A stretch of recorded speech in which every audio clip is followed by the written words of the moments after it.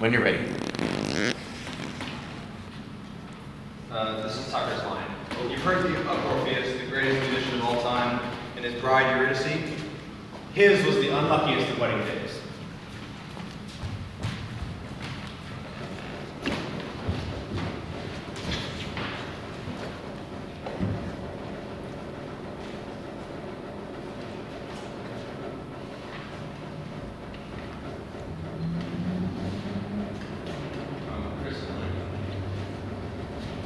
Because this is where the whole bells and whistles thing.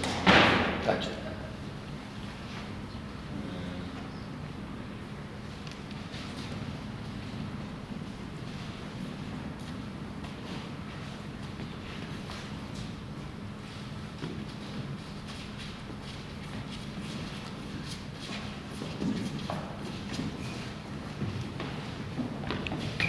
Orpheus and Eurydice.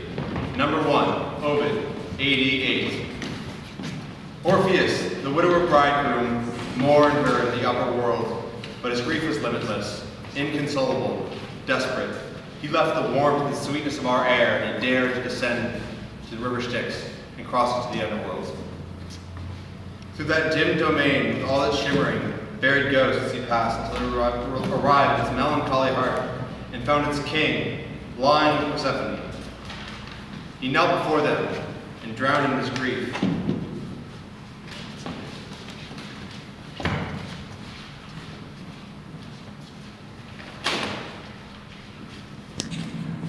I don't know what power love has down here, but I've heard that he has some, for he brought you two together.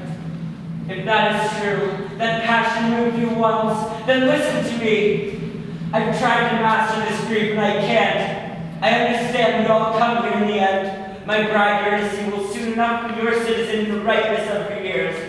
I am asking for a loan, not a gift. If you deny me, one thing is certain. I want you to keep me here as well. As Orpheus spoke, pale phantoms began to weep. Tantalus was no longer thirsty. Sisyphus sat on his rock to listen. Orpheus, turn around. Eurydice. Your song has moved us, Orpheus, and you may have it on one condition. As you ascend and leave this place, she will not walk beside you, but she will be following. You must not, until you pass our gates, turn around to look at her. If you look at her before you reach the sunlight, she is ours, forever. I understand.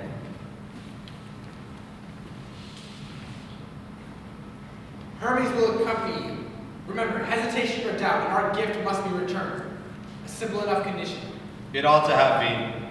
The singer led the way, ascending the sloping path through the murk. A long way they traveled, almost all the way. But you know what happened? Concern for her, or not quite believing that it wasn't a cruel delusion, a dream or a mirage, he turned. Farewell. That was his last sight of her, but he saw it again and again. Farewell.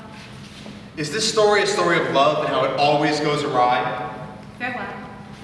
Is this a story of how time can only move in one direction? Farewell. Is this a story of an artist and the loss that comes with sudden self-consciousness or impatience? Farewell.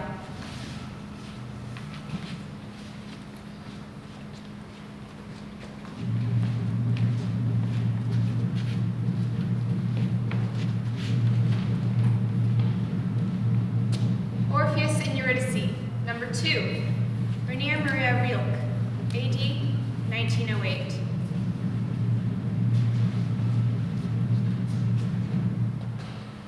He said to himself, they had to be behind him.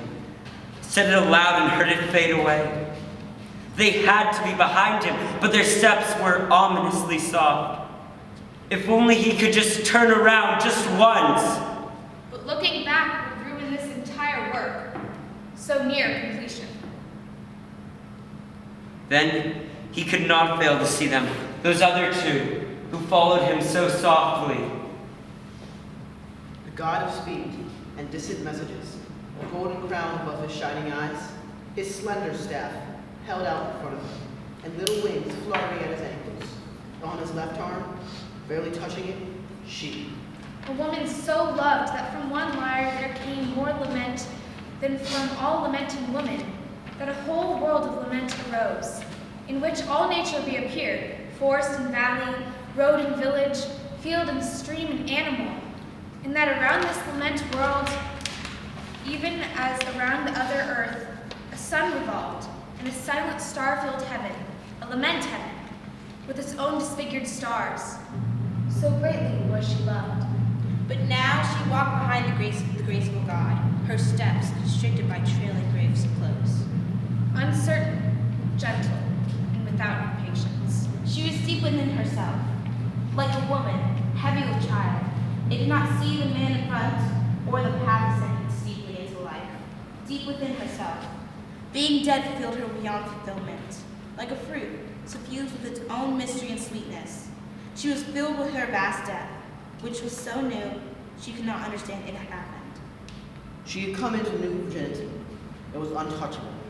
Her sex had closed, like a young flower at nightfall, and her hands had grown so unused to things that God's infinitely gentle touch of guidance hurt her like an undesired kiss. There was no longer that woman with brown eyes who once had echoed through the poet's songs, no longer the wide couch set an island, and that man's property no longer. She was already loosened like long hair, poured out like falling rain, shared like a living supply. And when, abruptly, the god put his own hand to stop her, saying, sorrow in his voice, Turned around. she could not understand and softly answered, no. Far away, dark before the shining end gates, someone or another stood whose features were unrecognizable. He stood and saw how on the strip of road among the meadows, with a mournful look, the god of messages silently turned to follow the small figure, already walking back along the path, her steps constricted by the trailing grave clothes. Uncertain, gentle, and without impatience.